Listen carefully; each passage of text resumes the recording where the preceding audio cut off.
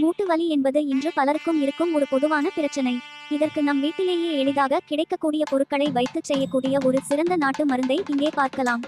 தேவையான பொருட்கள்: சுக்கு தூள் 1 தேக்கரண்டி, நாட்டு சர்க்கரை அல்லது பனை வெல்லம் தேவையான அளவு, நல்லெண்ணெய் சிறிதளவு வெளிப்புறமாக தேய்க்க. பயன்படுத்தும் முறை: 1. உழுக்கு சாப்பிட. ஒரு டம்ளர் தண்ணீரில் 1 தேக்கரண்டி சுக்கு தூளை போட்டு நன்கு கொதிக்க வைக்கவும். அதில் சிறிதளவு பனை வெல்லம் சேர்த்து வடிகட்டி தேநீர் போல காலையில் வெறும் வயிற்றில் குடித்து வரலாம். சுக்கு உடலில் உள்ள தேவையற்ற காற்றை கேஸ் வெளியேற்றி மூட்டு வீக்கத்தை குறைக்கும். 2. வெளிப்புறமாக தேய்க்க.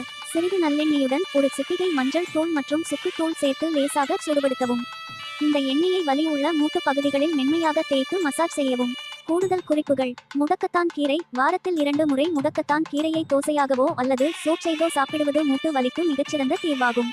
பத்தியம்: மூட்டு வலி இருக்கும் போது குளிர்ச்சியான உணவுகள் மற்றும் வாயுவை உண்டாக்கும் உணவுகளை, உதாரணமாக உருளைக்கிழங்கு, கொண்டைக்கடலை தவிர்ப்பது நல்லது.